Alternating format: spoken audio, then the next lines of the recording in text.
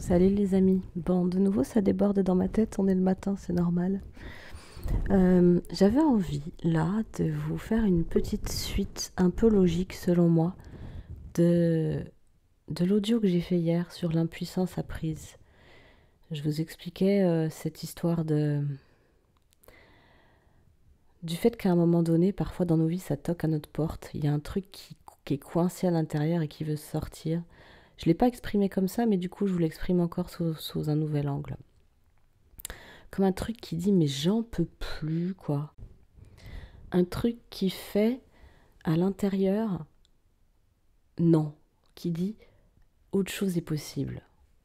Vraiment quoi. C'est-à-dire je sens que je suis coincée, ça fait des années, voire des dizaines d'années que je me dépatouille dans tous les sens, que j'essaye de faire du forcing en essayant des choses, toujours les mêmes souvent, parce qu'en fait au final j'essaye des trucs, mais j'y arrive pas.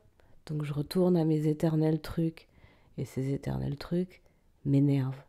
Alors les éternels trucs, selon les états du système nerveux dans lesquels on est plutôt coincé, c'est pas tout à fait les mêmes. Il y en a pour qui ça va être des trucs où on s'agite, on s'agite, on s'agite. On va, on va vraiment s'étouffer un peu la tête à travers des tas d'activités. Ou alors on va se donner l'illusion de prendre de l'énergie parce que parce qu'il en faut quoi. Il n'est pas question qu'on sente un seul instant le manque de puissance, le manque d'énergie. Ça c'est pas supportable.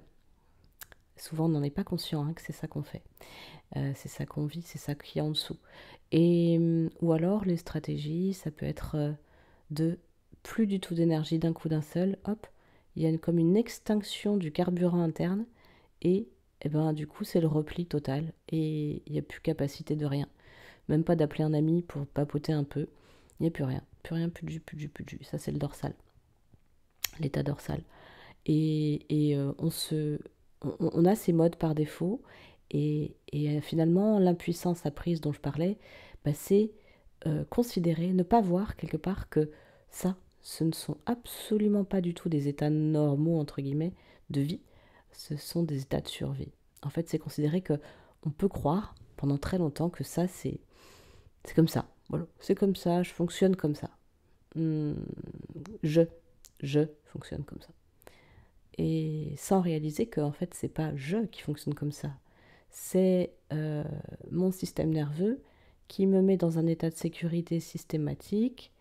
Euh, bon, au bout d'un moment, quand un état de sécurité nous dit stop, on passe à un autre, hein, évidemment. Mais en tout cas, c'est un état de sécurité. Cet état de sécurité, il constitue mon quotidien, ma vie, comme si j'avais pas notion qu'autre chose est possible, en fait, hein, qu'une autre manière de vivre est possible. Mais c'est pas une manière qu'on va choisir mentalement. C'est notre corps qui a besoin euh, de vivre autre chose pour que mes émotions soient autres et pour que mes pensées soient autres et que ma vision de la vie soit autre. C'est intéressant de regarder comment tous, autant qu'on est, on n'est pas du tout focus sur les mêmes choses. Moi, ça me fascine vraiment depuis que j'ai un petit peu plus d'espace pour pouvoir observer sans juger. Je dis pas que je juge plus, hein, j'en suis pas là, mais il y a un petit peu plus d'espace en moi pour observer et être capable de sourire à ce que je vois et pas de seulement pester. et euh, Jusqu'à un certain point quand même, hein. Mais j'ai encore besoin de beaucoup beaucoup de présence et de cheminement. Mais en tout cas, je vois à quel point, sur une même situation, une personne va bloquer sur telle chose, l'autre sur telle autre. Quand on va raconter un récit, une personne va avoir une vision du récit qui va emmener à un point A, l'autre, elle va l'emmener à un point B. La conclusion sur une personne telle qu'elle va être décrite va pouvoir être totalement inverse. Enfin, c'est complètement fou de voir que nous sommes régis par des filtres. Euh, c'est, c'est vraiment incroyable comment on est piloté quoi, par des choses intérieures, par notre inconscient. Et, euh, et ne pas le connaître, ne pas chercher à le connaître, surtout parce que ne pas le connaître, évidemment pour le connaître, c'est un sacré cheminement justement. Mais ne pas s'orienter pour aller à sa rencontre, mais c'est vraiment faire une déclaration de ok, ok, je suis un robot, ok, bah laissons-nous piloter. Mais la plupart du temps, c'est que non seulement nous sommes un robot, ça c'est une chose, après tout. On est des robots puisque on est conditionné et on ne se rend pas compte. Mais le pire, c'est que souvent on se rebelle contre ça sans comprendre à quel point ça vient, comment dire, ça vient de quelque chose sur lequel on a un petit peu de pouvoir quand même, voire même beaucoup. Vous voyez, on peut rien contre, voilà, je peux rien contre la tempête qui est annoncée, je peux rien contre la canicule qui est annoncée, je peux rien contre euh, la décision de mon entreprise comment, en tout cas immédiatement, hein, je parle de l'immédiat, hein, parce que bien sûr que selon comment on va se comporter avec conscience ou pas, on va pouvoir orienter un petit peu, je pense, comment les choses globalement vont bouger. Hein. On est un grain de sable, mais un grain de sable, ça donne une plage. Donc on a la responsabilité de notre grain de sable, pas de la plage. Je m'égare. En tout cas, euh, je, je fonctionne comme un robot et ce fonctionnement de robot m'amène à vivre des choses désagréables. Je peste sans me rendre compte que je suis quelque part grandement à l'origine euh, de ce que je ressens qui est inconfortable. Parce qu'en fait, si toutefois je me comportais comme un robot mais que je pestais pas, à la rigueur je le sais, bon je l'assume, je suis un robot et je suis un robot. Je suis piloté par mon inconscient, c'est ok, allez, c'est tout, c'est comme ça. À la rigueur, c'est une chose. Mais si je peste, mais c'est comme si j'achetais moi-même mes propres pots de peinture pour repeindre ma pièce et que je peste parce que c'est pas la bonne couleur. Mais c'est moi qui l'ai acheté. J'avais le choix, j'étais dans le magasin, je pouvais prendre d'autres pots. Ah, il y a un peu le délire, c'est que on se rend pas compte à quel point euh, nous nous énervons sur des choses sur lesquelles nous pouvons agir. Il y a tellement de choses sur lesquelles on ne peut pas agir. Tellement. C'est incroyable même. Et souvent d'ailleurs, ces choses-là, on ne s'énerve pas trop dessus. Enfin, je sais pas. Je vous dis ça, j'en sais rien. C'est peut-être pas vrai ce que je dis. Bon, en tout cas, une chose est sûre, c'est que celles sur lesquelles on peut agir, on s'énerve. Parce que on s'entête avec cette impuissance apprise. On s'entête à ne pas se poser 3 secondes, à relever les manches et à se dire ok, je vais admettre que je n'ai pas du tout changé mon fonctionnement, que je peux me le faire croire, mais c'est pas vrai. Je n'ai pas changé mon fonctionnement parce que ma vision du monde, je vois qu'elle est identique. Je vois toujours le monde de la même manière en fait. Et si votre petit monde, votre vision du monde, elle change pas du tout, c'est que moi je crois pas qu'il y ait quelque chose qui bouge vraiment parce que quand on bouge, notre vision du monde bouge. On est vraiment tellement coincé. Et il y a une chose sur laquelle je voulais venir parce que je vais pas faire une vidéo très longue du tout, j'ai pas le temps, je dois aller travailler. Tiens, je vais remplacer le je dois par le je choisis d'aller parce que je pourrais rester avec mon micro, sécher les cours et bon bref, ça me rappelle que c'est un choix. Euh, le contrôle, j'avais envie de vous parler du contrôle parce que qu'est-ce qui se passe quand on est coincé dans l'impuissance apprise et qu'on ne se rend pas compte. Puis d'ailleurs, même quand on s'en rend compte, on est toujours dedans. Mais au moins, on le voit. C'est le contrôle. Qu'est-ce qui va faire la bascule pour que j'arrive à ne pas être insupporté, profondément tué, profondément anéanti par cette impuissance apprise, qui est extrêmement pesante, hein, parce que franchement, c'est très pesant hein, de penser euh, de penser en sous-jacent qu'on n'a pas de possibilité de se rendre la vie belle. C'est un peu ça, hein. Qu'on n'a pas la possibilité de répondre à nos besoins ou de se mettre dans un environnement qui va répondre à nos besoins. C'est ça en fait, hein. On pense qu'on est coincé là où on est. Et qu'est-ce qu'on va faire? On va mettre du contrôle par-dessus. C'est évident, c'est le contrôle. Sauf que c'est encore une illusion, ça. C'est une construction par-dessus. C'est une construction par-dessus. Alors, qu'est-ce que je vais trouver comme métaphore, moi, la reine des métaphores? Ah, bah, c'est comme si, en fait, je veux me protéger de la pluie, et donc, bah, du coup, je vais mettre des couches, des couches, des couches et des couches. Sauf que je prends un truc qui est poreux. Je prends pas un imperméable, je prends un truc poreux. Bah, c'est la même chose, en fait. L'illusion du contrôle, c'est comme je vais remettre des couches et des couches. Ça me donne l'impression de faire quelque chose, ça me donne l'impression d'agir en fonction de je fais ce qu'il faut, j'agis correctement, j'agis justement, sauf qu'en fait, j'agis pas du tout justement. Ça empire même les choses parce que je m'alourdis. Donc la pluie tombant, elle m'alourdit et moi j'ai mis une couche, donc j'ai cru que ça me protégeait. Imaginez que c'est le contrôle dont on parle. Donc j'en remets, j'en remets, j'en remets. Je maîtrise. C'est moi qui choisis. C'est moi qui chapeaute la situation. Les gens ils font un peu comme je veux. Ça se passe comme je veux. J'arrive à ça. Hop, et mentalement j'ai l'impression que fou, ça roule. Mais intérieurement c'est pas vrai du tout. Je sens bien qu'il y a quelque chose qui m'alourdit. Ça pèse parce que, bah oui, l'eau elle tombe sur les couches. Et imaginez c'est de la laine. Ça alourdit à fond.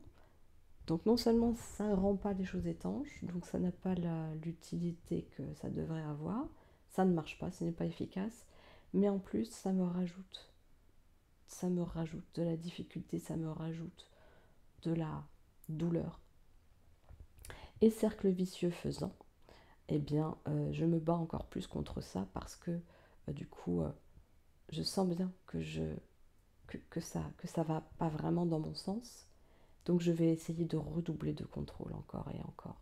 Et si jamais ça marche pas, bah, je vais vraiment me renfermer.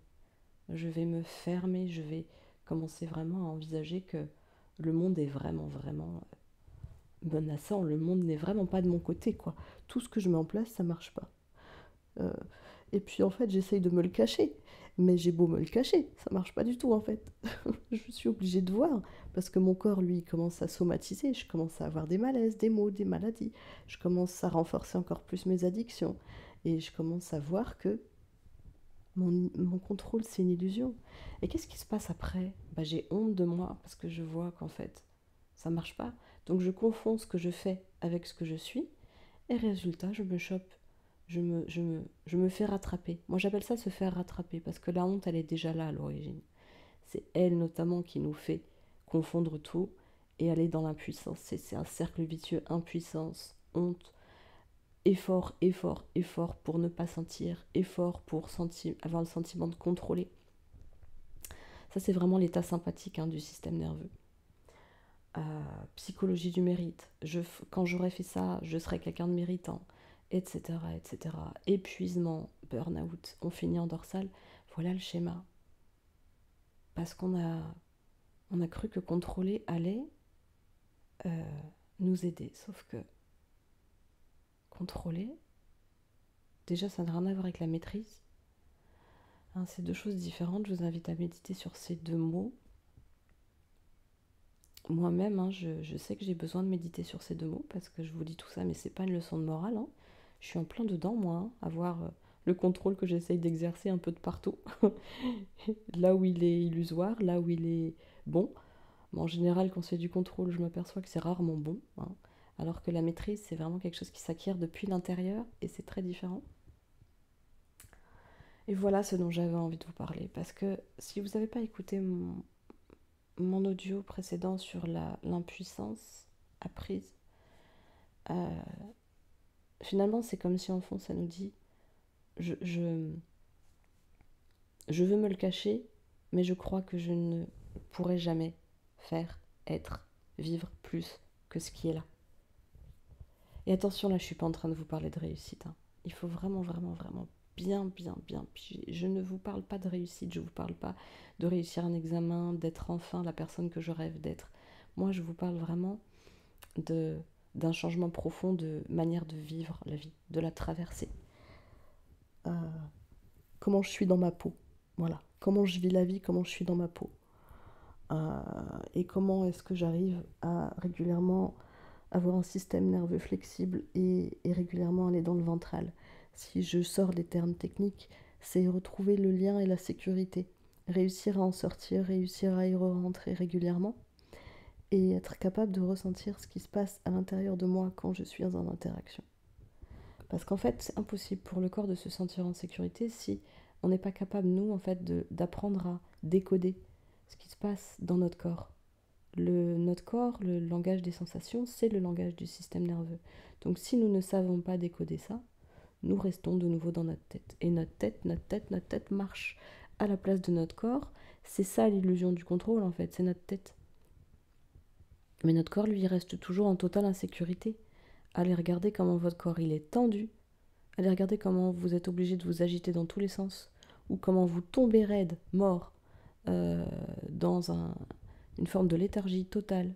L'un ou l'autre, quelque part. Hein, euh, en essayant de régler vos histoires avec votre tête. Voyez où ça vous mène. Soyez attentif à où vous mènent vos modes d'action et vos modes de pensée.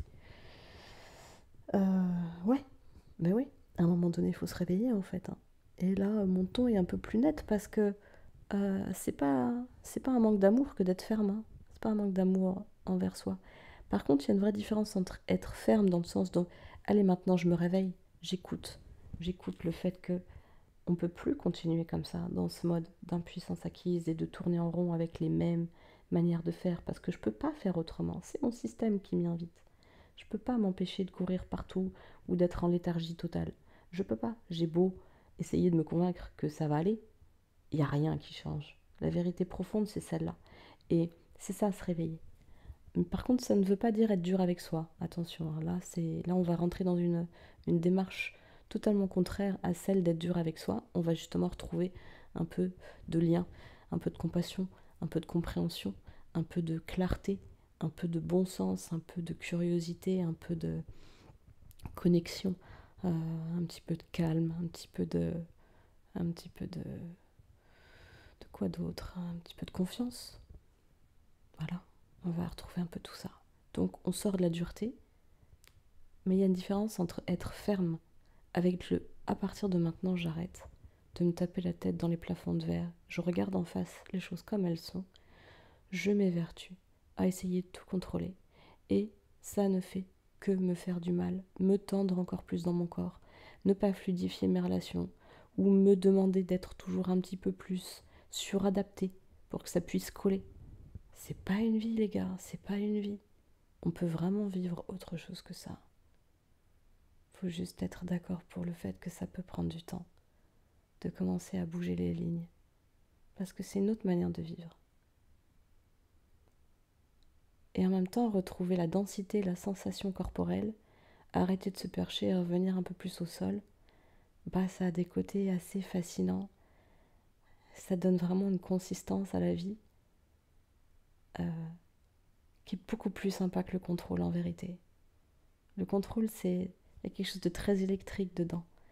Et ce dont je vous parle est quelque chose de très magnétique dedans.